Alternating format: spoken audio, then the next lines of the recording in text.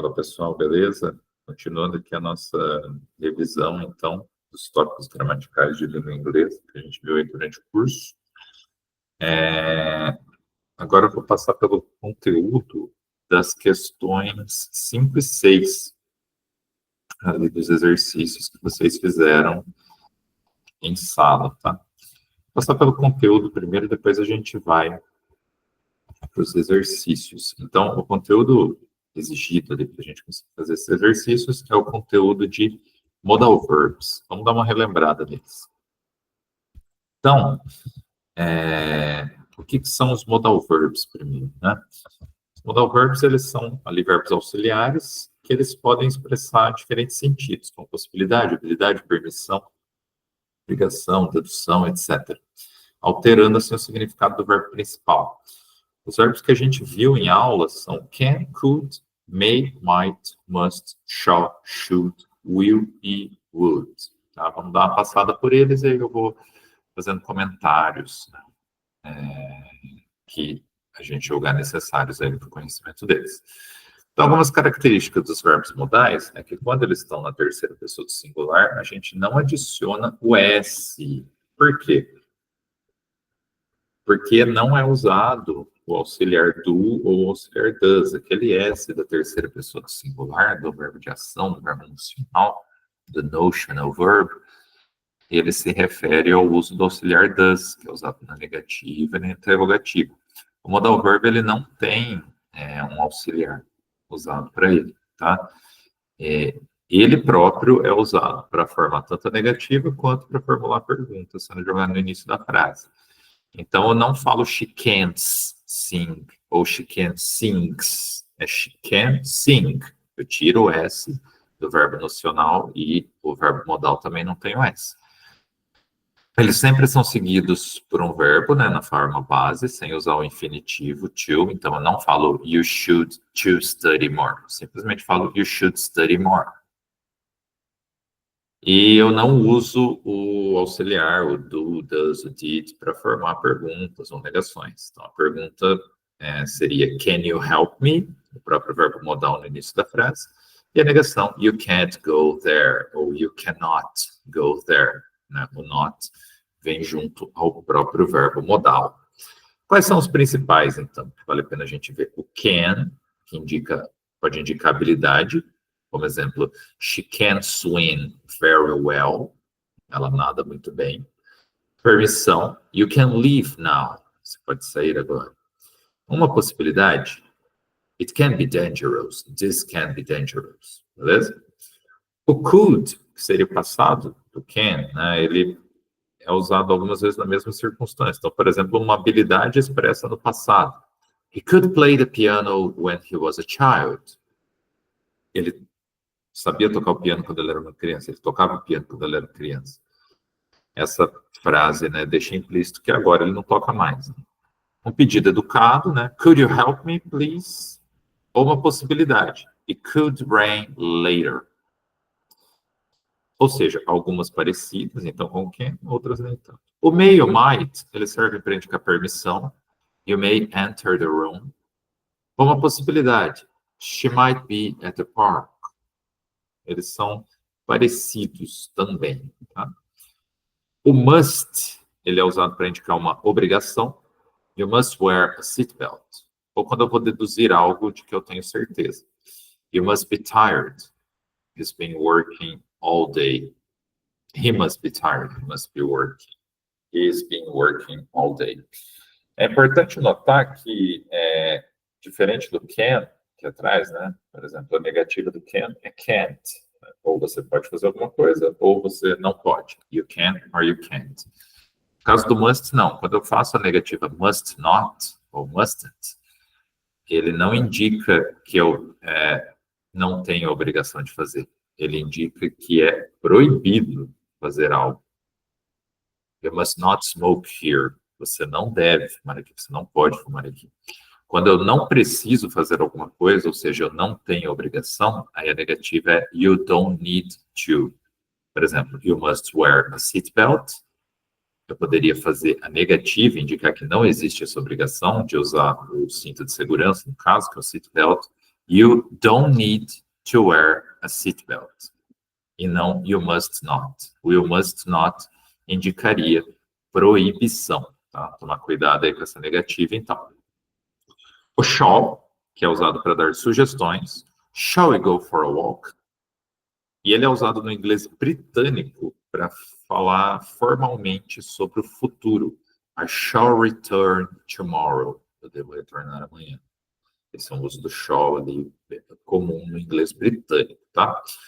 O should, que seria o passado do shall, ele é usado para dar conselhos e apresentar expectativas, né? You should drink more water. Você deveria tomar mais água. Estou te obrigando, indicando uma obrigação, igual com must. Estou te dando um conselho. You should drink more water. Ou uma expectativa, né? Estou ali na estação esperando o trem. Eu falo, the train should arrive soon. Logo o trem deve chegar, né? Então, é uma expectativa. E nós temos o will, e o seria ali o passado do will, que é o would, que é usado para fazer indicação de futuro, o will. O will é um verbo modal para indicar futuro. Quando eu for falar do futuro para vocês aqui, aí eu vou detalhar melhor dos vários usos do futuro, mas tem esse com will, que é bem simples, e usa as formas do verbo modal, né? I will call you tomorrow, por exemplo. Negativa, will not, para fazer pergunta, will no início. E o would, ele é usado para fazer um pedido educado ou indicar uma hipótese. Would you like a coffee? Então, nas formas negativas, como eu disse, a gente adiciona o not após o modal verb. Então, she cannot come to the party. You should not eat so much sugar. Ou, she can't come to the party. You shouldn't eat so much sugar. E para formar perguntas, vai mudar o verbo para o início. Se a afirmativa é you can drive, eu posso perguntar, por exemplo, can you drive? Então, esses daí, eles são os modal verbs. Só uma revisãozinha rápida aqui para a gente. Agora vamos dar uma olhada como isso aparecia nos exercícios, tá? Vou compartilhar aqui. E a gente dá uma olhada. Então, olha só. Vindo aqui para os exercícios. Exercício 5. Which sentence indicates the idea of a possibility? Então, qual dessas frases indica a ideia de uma possibilidade? Vamos lembrar, indicação de possibilidade pode ser com could, com can, com may ou com might. Vocês vão perceber que em 3 dessas frases, o modal verbo que aparece é um desses que eu citei, o might, o can e o may. Sendo assim, a gente vai ter que ver pelo contexto qual dessas frases que indica uma possibilidade, já que os 3 poderiam fazer esse trabalho. A gente eliminaria só a D, que diz I should go to Italy for my holidays. Que o should, ele indica um conselho ou uma expectativa, né? Então, essa frase não indicaria necessariamente uma possibilidade. Vamos ver as outras, então. I might go to Italy for my holidays. I can play the guitar very well. May I ask a question? A B, I can play the guitar very well, ela indica uma habilidade, saber fazer alguma coisa, né? Eu consigo, eu sei tocar violão muito bem. A C indica um pedido. May I ask a question? Então, aqui está pedindo permissão, pedido. Aqui indica a possibilidade, I might go to Italy for my holidays. Pode ser que eu vá para a Itália nas minhas férias, tá? Então, seria a letra A, bem fácil. É só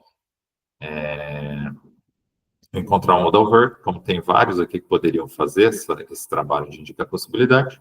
Faço a leitura e vejo pelo contexto. A de baixo, choose the correct form to complete the following sentence. Julia is not working this afternoon because she, to the doctor. Bom, aqui vai falar que ela precisa ir para o médico. Eu preciso fazer uma diferenciação aqui para vocês. O must, ele indica uma obrigação, obligation.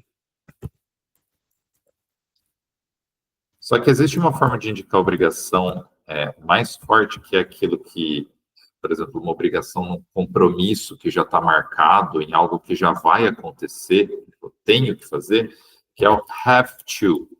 Não é exatamente um modal verb, have to. Ele é um verbo nocional, ele está na forma do verbo nocional, ele vai ter o auxiliar do ou does ali para fazer a negativa, para fazer a pergunta, mas ele também indica obligation, só que aqui é mais forte, tá? Então, aqui seria mais, e aqui seria um pouco menos, tá?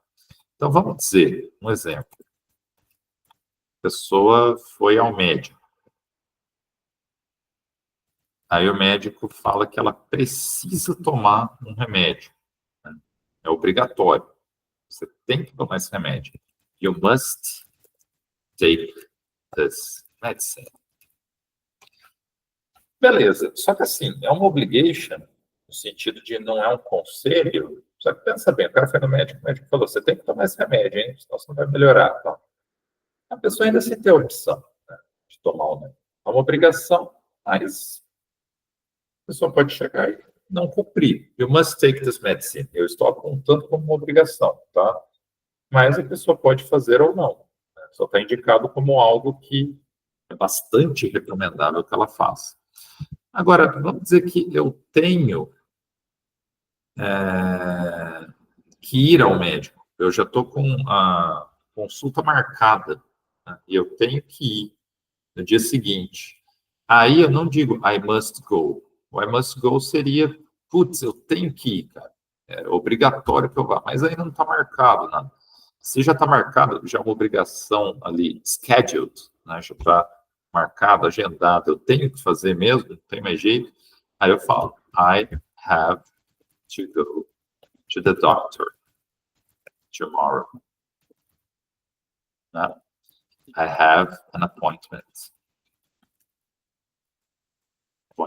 Que é uma consulta, beleza? Então, o have to, ele acaba sendo mais forte nesse sentido.